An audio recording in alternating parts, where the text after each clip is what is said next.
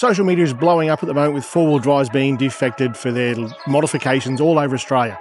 I've been looking into this, doing a deep dive, and I'll let you know what I found. It's coming up.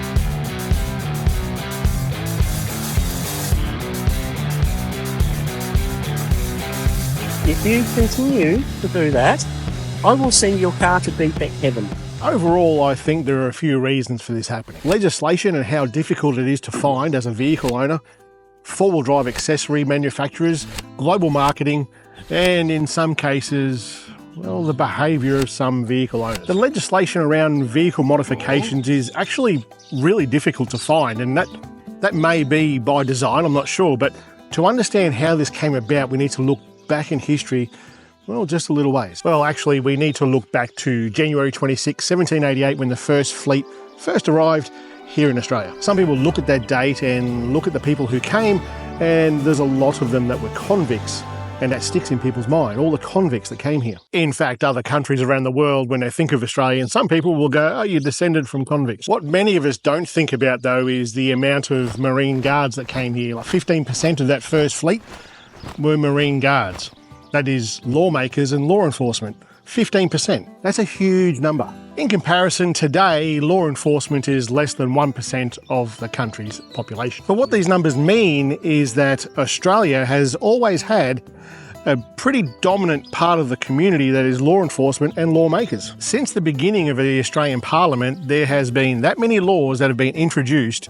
It's difficult, it's virtually impossible for you and I to keep up with what is coming into law. Madam Speaker, the Leader of the Opposition is the Mr Potato Head of Australian politics. On average, there is 108 laws introduced in this country at the federal level every year. That's like a new law every 3 days, on average. And that's only at the federal level. Forget about the state and council laws, that's only at federal law. There must be 10,000 new laws being passed. And I don't really think it's that much better place. As motor vehicles became more common in Australia, various states introduced vehicle registration and roadworthiness checks to ensure that vehicles were safe to drive. There was, however, very little law enforcement, let alone defect notices and fines, until much later in the century. The 1960s saw many states introduce roadworthy certificates, or pink slips as they were known. These certificates saw inspectors looking for basically roadworthiness and safety of those vehicles. The 1970s saw vehicle defect notices becoming more regular, and they were targeting things like roadworthiness from a safety point of view, like tyres being bald, lights being out, seatbelts being defective, those sorts of things. They were things that were dead set easy for law enforcement to see. You could see a bald tyre, you could see a light that wasn't working. In the 2000s, law enforcement really started cracking down on roadside vehicle inspections and issuing defect notices, but this was mainly targeting older vehicles, vehicles that weren't compliant with modern times. And around 2010, they really started cracking down on environmental things like catalytic converters being removed from the vehicle, things like loud exhaust being put onto the vehicle, creating noise pollution. And it was also around this time that law enforcement really started looking at vehicle modifications a lot harder. And that's the history of defect notices and roadworthiness on vehicles. But that's pretty much where the simplicity ends and the confusion really begins. What sort of modifications are law enforcement looking for when they do an inspection on your vehicle? Honestly, the list is huge. It's a massive list. Suspension lifts, wrong size wheels, removal of the DPF, dark window tint, overloading your roof, mud flaps being removed from the back of the car, the wrong sort of driving lights, too many driving lights, all sorts of things. The list is huge. But we are a big country, and you would be forgiven by thinking that the rules that are here, for example, in Victoria, are the same as what's in, say, for example, Northern Territory.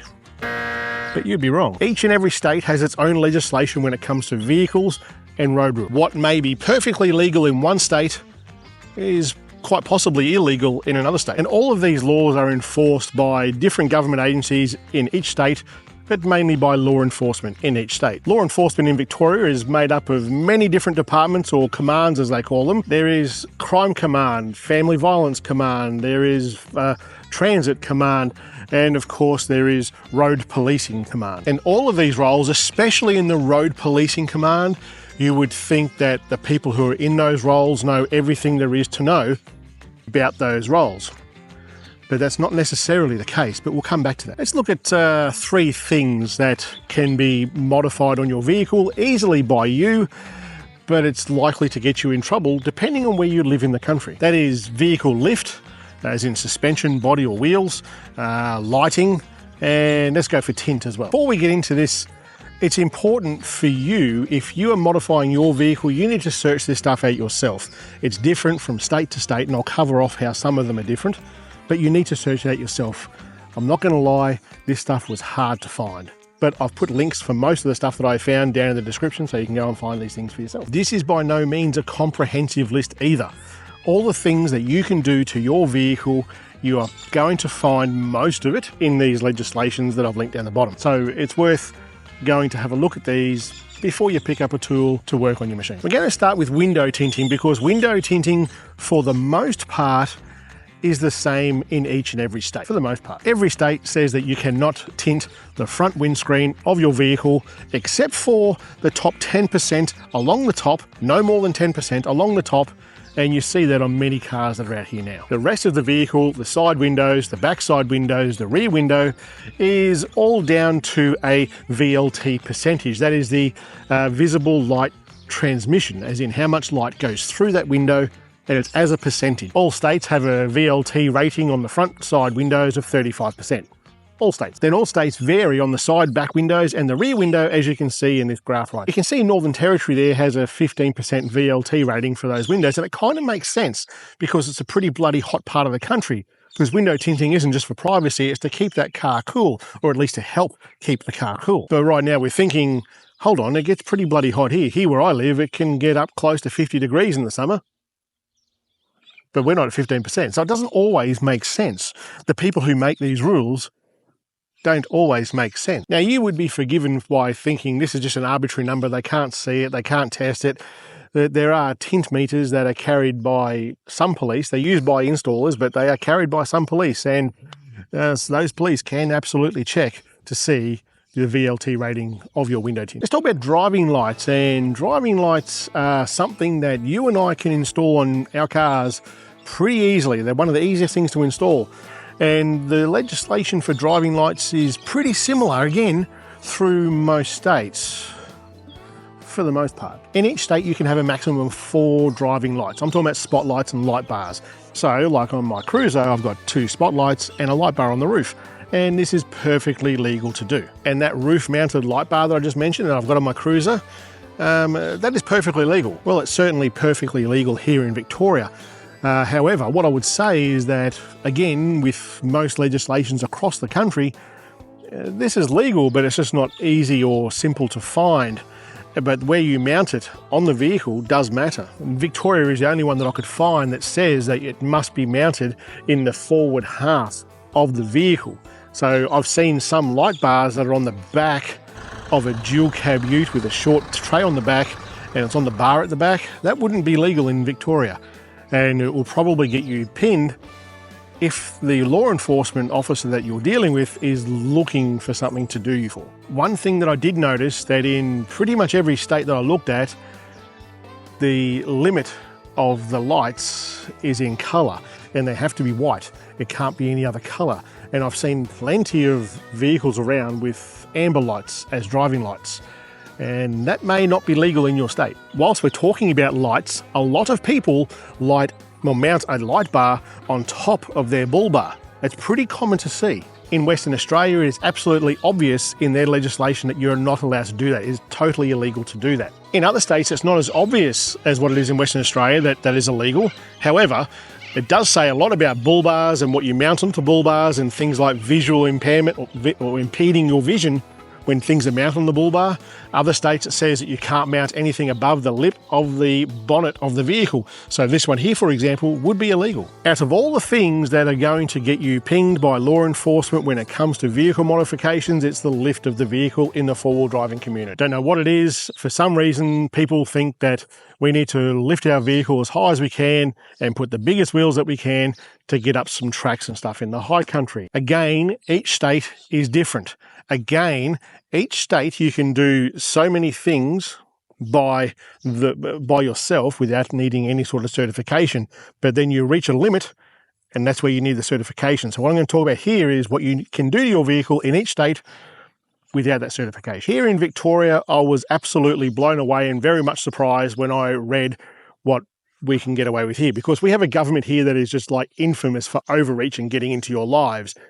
Yet with vehicle lifts, they're probably one of the more lenient states in the country. Victoria, you can lift your vehicle up to 75 millimetres with a combination of either the lift, as in suspension lift, and tyre diameter. It's a combination of those two things. You can do a 50 mil lift plus get a bit larger wheels onto your vehicle for a total of 75 mil. In New South Wales, it's exactly the same. In Queensland, it is not written as obvious as what it is in Victoria and New South Wales, but once you deep dive down into what is on their websites and different websites, it's pretty much the same. In ACT, you've got 50 mil max. That's a combination of suspension and tyres. In Tassie, it's 50 mil max, combination of suspension and tyres. In South Australia, it's 50 mil max in a combination of suspension, tyres and body. In Western Australia, it's 50 mil with suspension and tyres. In the Northern Territory, they have the highest. You can lift your vehicle up to 100 millimetres. This can be achieved with suspension, tyres and body, or a combination of all of those. Be aware though, in some cases you are going to need a certification of just wheel alignment. So you can go to a wheel alignment place and get your ticket that way and present it when you've registered the vehicle. On a side note, I've been in touch with some of my police mates in different states and asked them if I'm in Victoria and I go to Queensland, am I going to get pinged for an unroadworthy vehicle? And generally speaking, they say no. It's the vehicle where it's the location where the vehicle is registered, and that's what you need to comply with. What I would say though is if you're being a bit of a dick, they may well. We'll see. So why is it that we are all confused about this? I think it's for a number of reasons. One, each state has its own bloody laws about all of these things. And two, each state has its own government website or websites that are just stupidly hard to search for this sort of information. In fact, in some states, I found 2 different websites that had contrary information. So they don't make it easy for you to work out what's legal and what's not. Another thing that adds to the confusion is the four-wheel drive accessories market. And because it's a global market, we see these advertisements on social media, on YouTube, on forums, and on their website. Tell you what, some of those American Overlander trucks look friggin' mint. They look bloody well amazing. And the gear that they use to make these overlanding rigs, you can buy them online and just bring them into Australia. Or there's plenty of retail outlets that actually sell those same things on their shelf right here in Australia. You could absolutely be forgiven by your mates, maybe not by law enforcement, by going into these places, buying these things, unwittingly buying these things, not knowing that they are probably going to make your vehicle unroadworthy. Doesn't matter what it is. They could be wheels, tyres, bull bars, running lights, suspension lifts, underbody armour, all sorts of things that are going to make your vehicle look friggin' mint, but it may not comply with Australian road laws. You take them home, you watch on YouTube how to install these things, you go and fit them to your rig,